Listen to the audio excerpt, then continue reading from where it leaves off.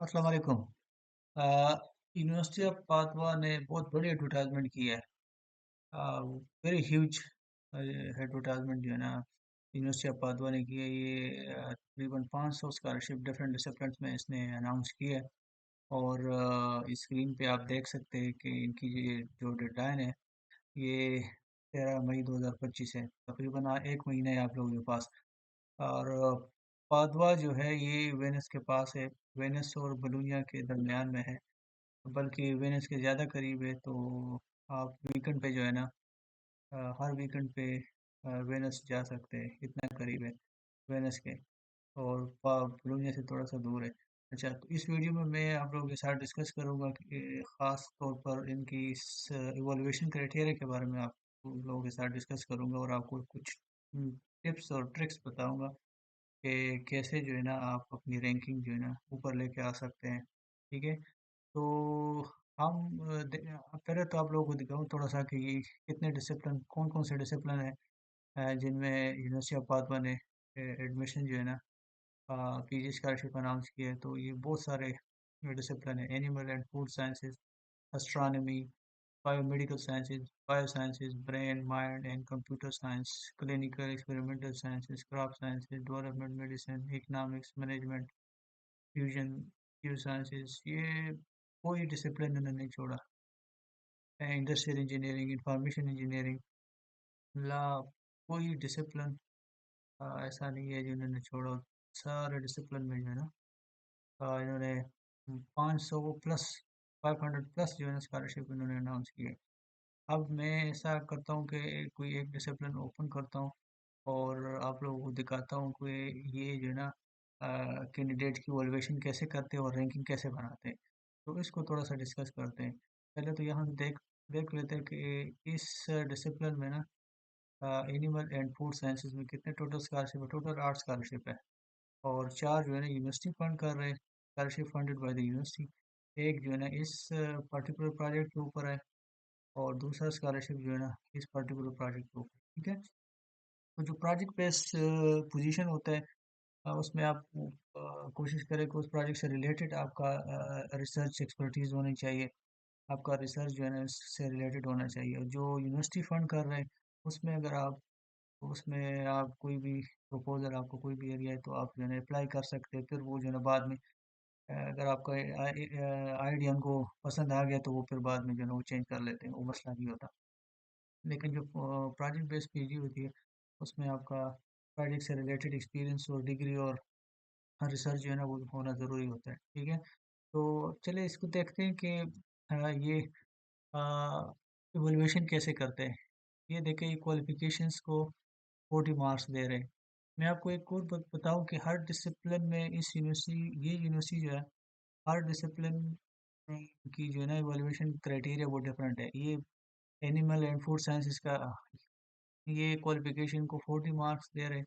तो कोई और डिसिप्लिन वाले जो है ना इसी क्वालिफिकेशन को 70 मार्क्स दे रहे हैं और ओरल एग्जामिनेशन को 30 मार्क्स दे रहे हैं। ठीक है। तो आप लोगों ने इसको ज़रूर देखना है और फिर उस हिसाब से अपने डॉक्यूमेंट्स अरेंज करने और इंटरव्यू की तैयारी भी उस हिसाब से आपने करनी है। ठीक है। तो उस किस चीज़ को जो है ना ज़्यादा वेट दे रहे हैं। तो ये क्वालिफिकेशन को 40 मार्क्स दे रहे हैं और क्वालिफिकेशन के अंदर फिर जो है ना थीसिस है। ठीक है। सबसे पहले आपकी मास्टर की थीसिस है, उसको ये 5 पॉइंट्स दे रहे हैं। ठीक है। और ये कह रहे हैं कि अगर कोई बंदा जो है ना वो सितंबर तक अपना डिग्री कंप्लीट कर रहा है तो वो जो है ना अपनी थीसिस का समरी 4 पेजेस की समरी जो है ना वो हमें भेजे। 4 पेजेस की समरी। ठीक है। तो आप जिसकी PG complete sorry master complete नहीं है तो वो 4 पेजेस की समरी अटैच कर सकते हैं। जिनकी कंप्लीट है वो पूरी थीसिस अटैच कर सकते हैं या उसकी भी समरी बना के भेज सकते हैं। ठीक है। तो ये थीसिस को आपके मास्टर की थीसिस को 5 पॉइंट्स दे रहे हैं। ये करिकुलम को सीवी को जो है ना सबसे ज़्यादा मार्क्स दे रहे हैं। तो आप लोगों ने करना क्या है कि सीवी को और लोड करना है, ज़्यादा लोड करना है। और जो आपके पास जो भी है सर्टिफिकेशन है, कॉन्फ्रेंसेस है, पब्लिकेशन है, जो भी आपके पास है वो एक्सपीरियंस है, वो सारा सब के सब जो है ना आपने सीवी के अंदर डालना है। आप कोई चीज़ आपने छोड़ना नहीं है। अगर आपके पास कोई चीज़ है और आप सीवी में नहीं डाल रहे तो इसका मतलब है आप पॉइंट्स पॉइंट्स क्या कर रहे हैं, आप पॉइंट्स लूज कर रहे हैं, ठीक है। तो इसका आपने ख्याल रखना है कि आपके पास जो भी है अपनी सीवी के अंदर डालना है ताकि आपके पॉइंट ज़्यादा बने।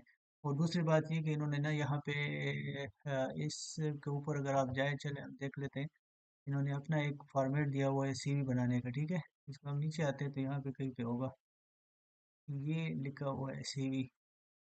ये तो इन्होंने अपना फॉर्मेट दिया हुआ कि इस फॉर्मेट के थ्रू जो है ना हमें सीवी बना के भेजे। ये फॉर्मेट या ये क्राइटेरिया बाकी डिसिप्लिन के लिए नहीं है। हो सकता है किसी एक और डिसिप्लिन के लिए हो, लेकिन सारे डिसिप्लिन के लिए ये क्राइटेरिया नहीं है कि आप हमें इस फॉर्मेट में सीवी भेजें। ये सिर्फ फूड एंड एनिमल साइंसेज का है, या हो सकता है कि एक दो और का भी हो। लेकिन फिर भी मैं सजेस्ट करूंगा कि आपने देखना है कि आपके अपने पास क्या है, वो इसमें जो है ना एडजस्ट हो रहा है कि नहीं हो रहा है। अगर हो रहे अच्छे से एडजस्ट हो रहे आपके अचीवमेंट और डिग्रीज और सारा कुछ, तो आप इसी के अंदर जो है ना पुट करके अपनी सीवी बना ले। अगर नहीं हो रही इसमें तो फिर यूरोपास वाला बेस्ट है, वो पूरी यूरोप में चलता है, कोई इसको उसके ऊपर कोई क्वेश्चन नहीं करता, ठीक है। ये इतनी बड़ी बात नहीं है अगर आप जो है ना इस फॉर्मेट को फॉलो करें, या जो है यूरोपास जो आपके पास है या कोई और फॉर्मेट है, ये इतना मैटर नहीं करता। लेकिन चूंकि इन्होंने यहाँ दिया हुआ है, अगर इसको फॉलो किया जाए तो मेरे ख्याल से बेहतर रहेगा, एक अच्छा इंप्रेशन पड़ेगा, ठीक है। और इसके अलावा ये साइंटिफिक पब्लिकेशन, अगर आपकी पब्लिकेशन है तो वो आप अपलोड कर दें, लेकिन पीडीएफ फॉर्मेट में फाइल में अपलोड करें। और तो आपको उनमें से फिर जो है ना 3 पॉइंट्स मैक्सिमम आपको मिलेंगे। अगर किसी के पास पब्लिकेशन नहीं है तो ये एक पॉइंट है, तो वो स्ट्रेट फॉरवर्ड जो है ना अपनी 3 मार्क्स लूज कर जाएंगे, ठीक है। अ, इसके अलावा ये जो है ना अदर डॉक्यूमेंट्स में ये लोग काउंट कर रहे हैं मोटिवेशन लेटर। तो मोटिवेशन इसको भी ये 10 मार्क्स दे रहे हैं, ठीक है, मैं पॉइंट्स दे रहे हैं। तो 10 पॉइंट्स थोड़े नहीं होते। तो आप लोगों ने अपना मोटिवेशन लेटर अच्छे से डिस्क्राइब करना है, अच्छे से जो है ना राइट करना है। और इसके अलावा आपका रेफरेंस लेटर्स दो maximum bye researcher expert with in the research. तो ये आपने रेफरेंस लेटर्स और मोटिवेशन लेटर्स जो है ना आप लोगों ने जो है ना अच्छे से बना के फिर अटैच करना है, ठीक है। इसमें ये नहीं है कि आप वो को प्रोफेसर की इंफॉर्मेशन देते हैं और फिर जो है ना वो उनको ईमेल करते हैं और फिर वो आपके बिहाफ पे राइट करते हैं, ऐसा नहीं है। आपके पास पीडीएफ फॉर्म में मोटिवेशन लेटर है, पीडीएफ फॉर्म में आपके पास रेफरेंस लेटर है, तो वो स्ट्रेट फॉरवर्ड आप अटैच करें। और जो है ना वो फिर उसकी एवोल्यूशन होगी डॉक्यूमेंट्स ये। तो ये अगर इसको आप देखें तो जो क्वालिफिकेशन है, ये क्वालिफिकेशन इसके बेस पे आपको इंटरव्यू के लिए बुलाया जाता है। तो इसमें सबसे ज़्यादा मार्क्स किस चीज़ को मिल रहे हैं, सीवी को, ठीक है। तो आपने सीवी को जो है ना बेहतरीन बनाना है, और आपके पास जो भी है वो सारे इसमें लोड करने हैं। अगर कुछ मिस कर रहे हैं तो आप पॉइंट्स मिस कर रहे हैं, ठीक है, अपनी सिलेक्शन मिस कर रहे हैं। और सबसे कम पॉइंट जो है ना पब्लिकेशन को मिल रहे हैं। देखो सब लोग कहते हैं कि मेरे पास पब्लिकेशन नहीं है, फलाना नहीं है, ढिमकाना। तो पब्लिकेशन हर जगह इतना मैटर नहीं करता, ठीक है। यहाँ पे देखिए सबसे कम पॉइंट जो है पब्लिकेशन की है, और अदर डॉक्यूमेंट्स के भी अच्छे खासे पॉइंट्स है। इसके अलावा ये जो है ना प्री सिलेक्शन आपकी कंप्लीट करेंगे 28 मई को। 13 मई इसी लास्ट डेट एप्लीकेशन की, 28 मई की जो है ना जो है ना ये आपकी प्रोफेसर जो सिलेक्शन कमेटी होती है वो आपकी क्वालिफिकेशंस की असेसमेंट करेंगे, और जो जो थ्रेशोल्ड को क्रॉस करेंगे उसको इंटरव्यू के लिए बुलाया जाता है, ठीक है। तो फिर ये 6 जून को जो है ना ये इवैल्यूएशन कमेटी जो है ना वो इसको पब्लिश करेंगे। जिन जिन को भी ये इंटरव्यू के लिए बुलाएंगे वो 6 जून को ये पब्लिश करेंगे, ठीक है। और जिनका स्कोर आउट से 7 आउट ऑफ 10 आया है तो उस सिर्फ उन्हीं को जो है ना इंटरव्यू के लिए कॉल किया जाएगा। जिनका स्कोर 6 आउट ऑफ 10 है या 5 आउट ऑफ 10 है, ये मतलब ये 7 जो है ना ये थ्रेशोल्ड है, इसको आप लोगों ने क्रॉस करना है, ठीक है।